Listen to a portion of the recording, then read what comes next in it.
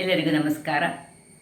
ಇವತ್ತು ಇನ್ನೊಂದು ಮಳೆಗಾಲದ ರೆಸಿಪಿ, ಅದು ನಾವು ಕರಾವಳಿಗರು ಮಾಡುವಂತಹ ತೊಜಂಕ್ ಸೊಪ್ಪಿನ ಪತ್ರೊಡೆ. ಬಟ್ ಪೂರ್ತಿ ಪತ್ರೊಡೆ ಅಲ್ಲ, ಪುಡಿ ಪತ್ರೊಡೆ ಅಂತ ಸಹ ಕರಿತೇವೆ ನಾವು ಇದಕ್ಕೆ, ಅಥವಾ ಒಗ್ಗರಣೆ ಪತ್ರೊಡೆ ಅಂತ ಸಹ ಕರಿತೇವೆ.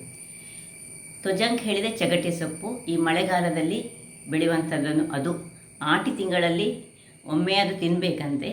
ಅದರ ಉಪ್ಪು ಕರಿ ಆಗಲಿ ಅಥವಾ ಅದರ ಸುಕ್ಕಾಗಲಿ ಅಥವಾ ಅದರದ್ದೊಂದು ಬೋಂಡದ ಟೈಪಲ್ಲಿ ಮಾಡಿದರೆ, ಅಂದರೆ ವಡ ಟೈಪಲ್ಲಿ ಮಾಡಿದಂಥ ಸೂಪರ್ ಆಗಿರ್ತದೆ. ಇವತ್ತು ನಾನು ಈ ಪುಡಿ ಪತ್ರೊಡೆ ಅಂದರೆ ಒಗ್ಗರಣೆ ಪತ್ರೊಡೆಯನ್ನು ಮಾಡಿದ್ದೇನೆ. ಬಹಳ ಟೇಸ್ಟಿಯಾಗಿ ಬರ್ತದೆ. ಇದನ್ನು ಬ್ರೇಕ್ಫಾಸ್ಟ್ ರೂಪದಲ್ಲಿ ಸಹ ತಿನ್ಬೋದು, ಅಥವಾ ಮಧ್ಯಾಹ್ನ ಊಟದ ಹೊತ್ತಿನಲ್ಲಿ ಸಹ ಇದನ್ನು ಈ ಸೈಡ್ ಡಿಶ್ ಆಗಿ ಯೂಸ್ ಮಾಡ್ಕೊಳ್ಬೋದು. ಹಾಗಾದರೆ ಯಾರೆಲ್ಲ ನನ್ನ ಚಾನಲನ್ನು ನೋಡ್ತಿದ್ದೀರಿ, ಯಾರೆಲ್ಲ ಇನ್ನೂ ಸಬ್ಸ್ಕ್ರೈಬ್ ಮಾಡಿಲ್ಲ, ದಯವಿಟ್ಟು ಸಬ್ಸ್ಕ್ರೈಬ್ ಮಾಡಿ ಸಪೋರ್ಟ್ ಮಾಡಿ ಅಂತ ಹೇಳುತ್ತಾ ಬನ್ನಿ. ಯಾವ ರೀತಿಯಲ್ಲಿ ನಾವು ಕರಾವಳಿಗರು ಹೇಗೆ ಮಾಡ್ತೇವೆ ಆ ರೀತಿಯಲ್ಲಿ ಮಾಡಿದ್ದೇನೆ, ಬನ್ನಿ ನೋಡೋಣ. ನಮಸ್ತೆ ಮಿತ್ರರೇ. ನೋಡಿ, ಕೈಯಲ್ಲಿ ತೊಜಂಕ್ ಉಂಟು. ತಗಟೆ ಸೊಪ್ಪು ಅಂತ ಕನ್ನಡದಲ್ಲಿ ಕರಿತೇವೆ, ಚಗಟೆ ಸೊಪ್ಪು ಸಹ ಹೇಳ್ತಾರೆ. ನಾವು ಮಾತ್ರ ತೊಜಂಕ್ ಹೇಳೋದು. ಸಣ್ಣದಿರುವಾಗ ಈ ತೊಜಂಕ್ ದಿನಾಲು ಈ ಮಳೆಗಾಲದಲ್ಲಿ ಇದನ್ನು ಕೊಯ್ದು ತರುವುದು, ಉಪ್ಪು ಕರಿಯ ಅಥವಾ ಪತ್ರೊಡೆಯ ಅಥವಾ ಅದರ ಅಂಬಡೆ ಯಾವುದು ಬೇಕು ಅದನ್ನು ಮಾಡ್ತಿದ್ದರು ನಮ್ಮ ಅಮ್ಮ. ಸೊ ನಮ್ಮ ಬಹಳ ಇಷ್ಟವಾದ ಒಂದು ಈ ಸಸ್ಯ, ಈ ವೆಜಿಟೇಬಲ್ ಅಂತ ಹೇಳ್ಬೋದು. ಇದೀಗ ಸ್ವಲ್ಪ ಕಣ್ಮರೆಯಾಗಿದೆ, ಸಿಟಿಗಳಲ್ಲಿ ಆಗ್ತಾ ಇಲ್ಲ. ಮುಂಚೆ ಮಂಗಳೂರಿನ ಎಲ್ಲ ಖಾಲಿ ಪ್ರದೇಶಗಳಲ್ಲಿ ಇದು ರಾಶಿ ರಾಶಿಯಾಗಿ ಆಗ್ತಿತ್ತು. ಈಗ ಇದರ ಒಂದು ರೆಸಿಪಿ ಮಾಡೋಣ. ಅದಕ್ಕೆ ಮೊದಲು ನಾವು ಇದನ್ನು ಹೀಗೆ ಇದರದ್ದು ಎಲೆಗಳನ್ನು ಸಪರೇಟ್ ಮಾಡಿಕೊಂಡು, ನೋಡಿ ಈ ನಡುವಿನ ಭಾಗ ಚಿಗುರನ್ನು ಸಹ ತೆಗಿಬೇಕು, ಮತ್ತು ಈ ಎಲೆಗಳು ಎಲ್ಲವನ್ನು ಈ ರೀತಿ ತೆಗೆದುಕೊಂಡು ಸಪರೇಟ್ ಮಾಡಿಕೊಳ್ತೇನೆ. ವೀಕ್ಷಕರೇ ನೋಡಿ, ಎಲ್ಲ ಎಳೆಗಳನ್ನು ತೆಗೆದಾಯಿತು. ಈಗ ಇದನ್ನು ಪೂರವಾಗಿ ಹೆಚ್ಚಿಟ್ಕೊಳ್ಳೋಣ. ಇದರ ಬದಲು ನೀವು ನುಗ್ಗೆ ಸೊಪ್ಪು ಸಹ ಯೂಸ್ ಮಾಡ್ಬೋದು. ಪತ್ರೊಡೆಗೆ ಒಮ್ಮೊಮ್ಮೆ ಈ ಕೆಸುವಿನ ಎಲೆ, ಪತ್ರೊಡೆ ಎಲೆ ಯಾವಾಗಲೂ, ಮತ್ತು ಈ ಸೀಸನ್ನಲ್ಲಿ ಇದು ಸಿಕ್ಕುವಾಗ ಇದರ ಉಪಯೋಗವನ್ನು ನಾವು ಮಾಡಬೇಕು. ಆರೋಗ್ಯಕ್ಕೆ ಸಹ ಬಹಳ ಒಳ್ಳೆಯದು. ಸಣ್ಣದಾಗಿ ಎಲ್ಲವನ್ನು ಈ ರೀತಿ ಹೆಚ್ಚಿಟ್ಟುಕೊಳ್ತೇನೆ. ಎಲ್ಲ ಕಟ್ ಮಾಡಿಕೊಂಡಾಯಿತು. ಇದನ್ನು ಪಕ್ಕಕ್ಕೆ ಇಟ್ಕೊಳ್ಳೋಣ. ಈಗ ಇಲ್ಲಿ ಬಾಣಲೆಯಲ್ಲಿ ಒಂದು ಗ್ಯಾಸನ್ನು ಉರಿಸ್ಕೊಳ್ತಿದ್ದೇನೆ. ಬಾಣಲೆ ಬಿಸಿಯಾಗಲಿ. ಇದಕ್ಕೆ ಒಂದು ಚಮಚದಷ್ಟು ಎಣ್ಣೆಯನ್ನು ಹಾಕೊಳ್ಳೋಣ.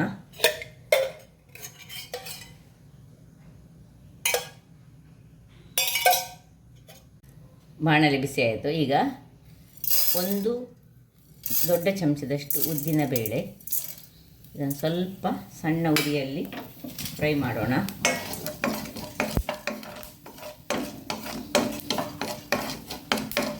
ನೋಡಿ, ಅದು ಸ್ವಲ್ಪ ಫ್ರೈ ಆಗುವಾಗ 1/2 ಚಮಚದಷ್ಟು ಕೊತ್ತಂಬರಿ, 3/4 ಚಮಚದಷ್ಟು ಜೀರಿಗೆ, ಒಂದು ಅರ್ಧ ಚಮಚದಷ್ಟು ಮೆಂತೆ, ಇಷ್ಟನ್ನು ಮೊದಲಿಗೆ ಹಾಕೊಳ್ಳೋಣ.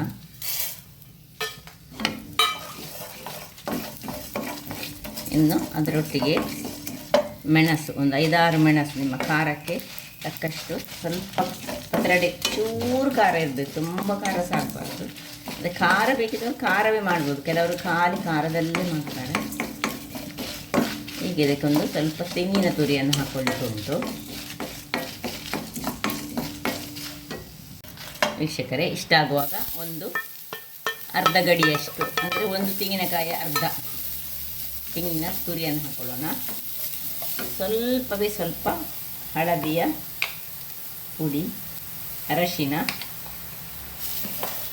ಹಾಕ್ಕೊಂಡು ಚೆನ್ನಾಗಿ ಇದನ್ನು ಫ್ರೈ ಮಾಡ್ಕೊಳ್ಳೋಣ. ಇಷ್ಟು ಫ್ರೈ ಆಗುವಾಗ ನೋಡಿ, ಒಳ್ಳೆ ಪರಿಮಳ ಆಗಬೇಕು. ತೆಂಗಿನ ತುರಿ ಸಹ ಚೂರು ಹಿಂಗನ್ನು ಹಾಕ್ಕೊಳ್ತಿದ್ದೇನೆ. ಇದನ್ನು ಹಾಕ್ಕೊಂಡು ಸಾಕು, ಆಫ್ ಮಾಡಿಕೊಂಡು ಇದು ತಣ್ಣಗಾಗಲು ಬಿಡೋಣ. ವೀಕ್ಷಕರೇ, ತಣ್ಣಗಾಗಿದೆ ಈಗ. ಇದನ್ನೀಗ ಒಂದು ಮಿಕ್ಸಿ ಜಾರಿಗೆ ಹಾಕೊಳ್ಳೋಣ. ಇದಕ್ಕೆ ಸ್ವಲ್ಪ ಹುಳಿ ಹಾಕ್ಕೊಳ್ಳಿಕ್ಕುಂಟು, ಮತ್ತು ಚೂರು ಬೆಲ್ಲ. ಹುಳಿ ಮತ್ತು ಬೆಲ್ಲವನ್ನು ಹಾಕೊಳ್ಳೋಣ, ಮತ್ತು ನೀರು ಇಷ್ಟು ಹುಳಿ ಸಾಕು. ಯಾಕೆ ಹೇಳಿದರೆ ಇದೇನು ಈ ಕೆಸುವಿನ ಎಲೆ ಹಾಗೆ ತುರಿಸುವಂಥದ್ದಲ್ಲ, ಬಹಳ ಒಳ್ಳೆಯದು. ಸ್ವಲ್ಪ ಟೇಸ್ಟಿಗೆ ತಕ್ಕ ಸ್ವಲ್ಪ ಹುಳಿ ಸಾಕು, ಸ್ವಲ್ಪ ಬೆಲ್ಲ. ಇನ್ನು ನೀರನ್ನು ಹಾಕ್ಕೊಂಡು ನಾನು ಇದನ್ನು ಒಳ್ಳೆ ಫೈನಾಗಿ ಗ್ರೈಂಡ್ ಮಾಡ್ತೇನೆ. ವೀಕ್ಷಕರೇ, ಇಲ್ಲಿ ನೋಡಿ, ಇಷ್ಟು ಗ್ರೈಂಡ್ ಆಗುವಾಗ ಏನು ಅಕ್ಕಿ ಉಂಟು ನೋಡಿ, ನಾವು ನೆನೆಸಿಟ್ಟಂತಹ 1 ಗ್ಲಾಸ್ನಷ್ಟು ಅಕ್ಕಿ, ಒಂದು 200 ಗ್ರಾಮ್ಸ್ ಉಂಟು ಇದರಲ್ಲಿ. ಇಷ್ಟನ್ನು ಈಗ ಇದರಲ್ಲಿ ಹಾಕಿ ರುಬ್ಬಿಕೊಂಡು ತರ್ತೇನೆ. ವೀಕ್ಷಕರೇ ನೋಡಿ, ಇಷ್ಟು ತರಿಯಾಗಿ ಗ್ರೈಂಡ್ ಆದರೆ ಸಾಕು, ತುಂಬ ಗ್ರೈಂಡ್ ಬೇಡ. ಅಕ್ಕಿ ಅನ್ನೋದಕ್ಕೆ ನಾವು ಮತ್ತೆ ಹಾಕ್ಕೊಳ್ತಿದ್ದೇವೆ. ಈಗ ಇದಕ್ಕೆ ರುಚಿಗೆ ತಕ್ಕಷ್ಟು ಉಪ್ಪು, ಆಗ ಗ್ರೈಂಡ್ ಮಾಡುವಾಗ ಸಹ ಹಾಕ್ಕೊಳ್ಬೋದು, ಆಗಲೇ ಸ್ವಲ್ಪ ಉಪ್ಪನ್ನು ಹಾಕ್ಕೊಳ್ಳೋಣ. ಸೊ ಸ್ವೀಟ್, ಹುಳಿ, ಖಾರ ಮಿಕ್ಸ್ ಆದಂತಹ ಒಂದು ಬ್ಯಾಟರ್ ರೆಡಿ ಆಯಿತು. ಈಗ ಇದನ್ನು ಈ ಕಟ್ ಮಾಡಿಟ್ಕೊಂಡಂತಹ ಚಗಟೆ ಸೊಪ್ಪಿಗೆ ಹಾಕೊಳ್ಳೋಣ.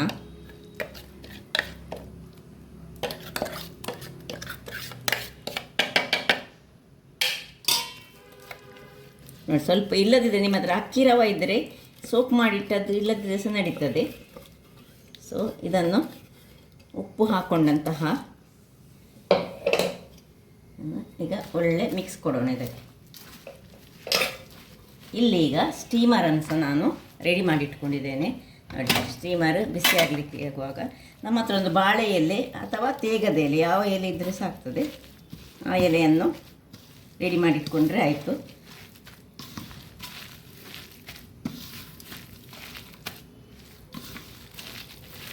ಹೀಗೆ ಮಿಕ್ಸ್ ಮಾಡಿಕೊಂಡು ಈಗ ಬಾಳೆ ಎಲೆ ಇಲ್ಲಿ ಸ್ವಲ್ಪ ಇದು ಬಿಸಿ ಆಗಲಿ, ಆಮೇಲೆ ಇದನ್ನು ಬಾಳೆ ಎಲೆಯಲ್ಲಿ ಹಾಕ್ಕೊಂಡು ಇಟ್ಕೊಳ್ಳೋಣ. ಇದು ಕುದೀತಾ ಬಂತು ನೋಡಿ. ಈಗ ಈ ಬಾಳೆ ಎಲೆಯಲ್ಲಿ ಇಷ್ಟಿಷ್ಟನ್ನು ಹಾಕ್ಕೊಂಡು ಹೀಗೆ ಮಿಕ್ಸ್ ಮಾಡಿ, ಸ್ವಲ್ಪ ಬಾಳೆ ಎಲೆಯನ್ನು ನಾವು ಬಾಡಿಸ್ಕೊಂಡ್ರೆ ಒಳ್ಳೆಯದು.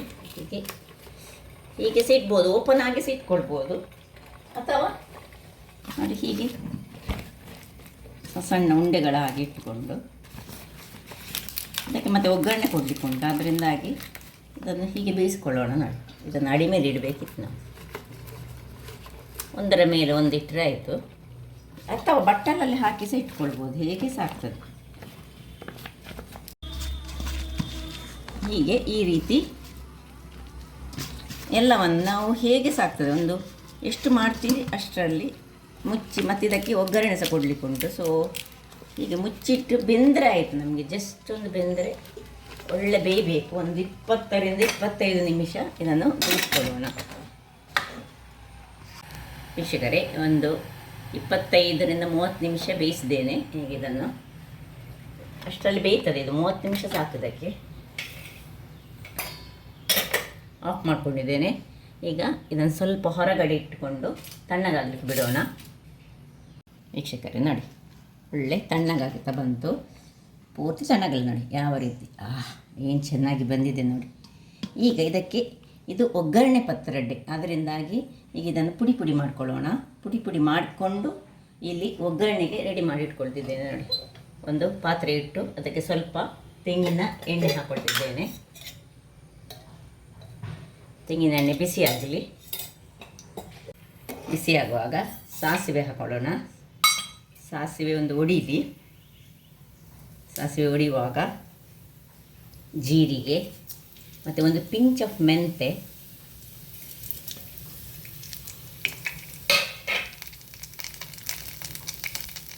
ಕರಿಬೇವಿನ ಸೊಪ್ಪು. ಇಲ್ಲಿ ಬೇಕಿದ್ರೆ ನಿಮಗೆ ಕಾಯಿ ಮೆಣಸ ಅಥವಾ ಈ ರೆಡ್ ಚಿಲ್ಲಿಯ ಯಾವುದು ಬೇಕಿದ್ರೆ ಸಹ ಹಾಕ್ಕೊಳ್ಬೋದು. ಸ್ವಲ್ಪ ಉದ್ದಿನ ಬೇಳೆ ಸ್ವಲ್ಪ ಹಾಕ್ಕೊಳ್ಬೋದು. ಸ್ವಲ್ಪ ಉದ್ದಿನ ಬೇಳೆ ಹಾಕ್ಕೊಳ್ತೇವೆ ನಾವು. ನೋಡಿ, ಉದ್ದಿನ ಬೇಳೆ ಹಾಕಿದರೆ ಯಾವಾಗಲೂ ಯಾವುದೇ ಒಂದು ಒಗ್ಗರಣೆಗೆ ಒಂದು ಪರಿಮಳ ಸ್ವಲ್ಪ ಜಾಸ್ತಿ ಆಗ್ತದೆ. ಸ್ವಲ್ಪ ಉದ್ದಿನ ಬೇಳೆ ಕಂದು ಬಣ್ಣಕ್ಕೆ ಬರಲಿ. ಅಷ್ಟಾಗುವಾಗ ಇದನ್ನು ಇಲ್ಲಿ ನಾವು ಪುಡಿ ಮಾಡಿಕೊಳ್ಳೋಣ. ನೋಡಿ, ಇದನ್ನು ಈ ಒಂದು ಸೌಟದಲ್ಲಿ ಹೀಗೆ ಪುಡಿ ಮಾಡಿಕೊಂಡು, ಕೈಯಲ್ಲಿ ಸಹ ಮಾಡ್ಕೊಳ್ಬೋದು, ಬಿಸಿ ಉಂಟು ಹಾಗಾಗಿ ನಾನು ಇದನ್ನು ಇದಕ್ಕೆ ಸೇರಿಸ್ಕೊಳ್ಳೋದು.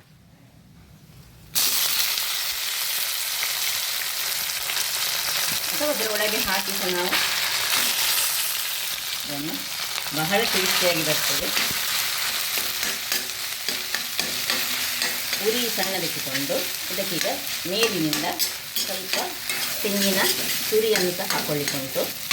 ಎಣ್ಣೆ ನೀವು ಎಷ್ಟು ಹಾಕ್ತೀರಿ, ತೆಂಗಿನೆಣ್ಣೆ ಹಾಕ್ಕೊಳ್ಬೇಕು. ತೆಂಗಿನ ಎಣ್ಣೆಯಲ್ಲಿ ತುಂಬ ಚೆನ್ನಾಗಿ ಬರುವುದು. ಈಗ ಸ್ವಲ್ಪ ತೆಂಗಿನ ತುರಿಯನ್ನು ಸಹ ಹಾಕೊಳ್ಳೋಣ ಅದಕ್ಕೆ.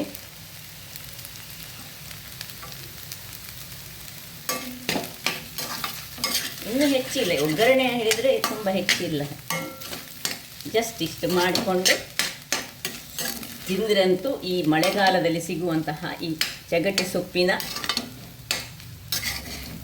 ಈ ಪತ್ರೊಡೆ ಉಪ್ಪು ಕರಿ ಅಂತ ಹೇಳ್ತೇವೆ ನಾವು, ಪತ್ರೊಡೆ ಉಪ್ಪು ಕರಿ ಹೇಳಿ, ಅದು ಬಹಳ ರುಚಿಕರ.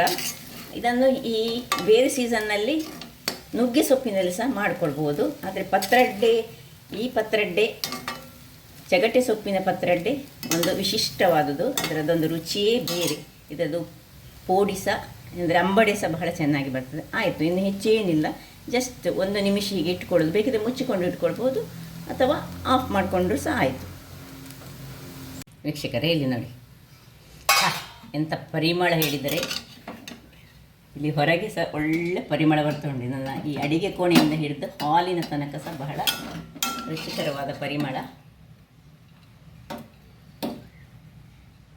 ನೋಡಿದ್ರಲ್ಲ ವೀಕ್ಷಕರೇ, ಮಳೆಗಾಲದ ಒಂದು ತೆನಸು ರೆಡಿಯಾಗಿದೆ. ಅದು ಸಹ ಆಷಾಢ ಮಾಸದಲ್ಲಿ ಮಾಡುವಂತಹ ಒಂದು ಚಗಟೆ ಸೊಪ್ಪಿನ ಪುಡಿ ಪತ್ರೊಡೆ ಅಂತ ಹೇಳ್ಬೋದು, ಅಥವಾ ಒಗ್ಗರಣೆ ಪತ್ರೊಡೆ ಅಂತ ಸಹ ಹೇಳ್ಬೋದು. ಹಾಗಾದರೆ ನನ್ನ ಈ ಕುಕಿಂಗ್ ಚಾನಲ್ ನಿಮಗೆ ಇಷ್ಟ ಆದರೆ ಬೋಳೂರು ಸುವರ್ಣ ಚಾನಲನ್ನು ಲೈಕ್ ಮಾಡಿ, ಶೇರ್ ಮಾಡಿ ಹಾಗೂ ಸಬ್ಸ್ಕ್ರೈಬ್ ಮಾಡಿ, ಹಾಗೂ ನನ್ನ ಇನ್ಸ್ಟಾಗ್ರಾಮ್ ಪೇಜನ್ನು ಫಾಲೋ ಮಾಡಿ. ಧನ್ಯವಾದಗಳು.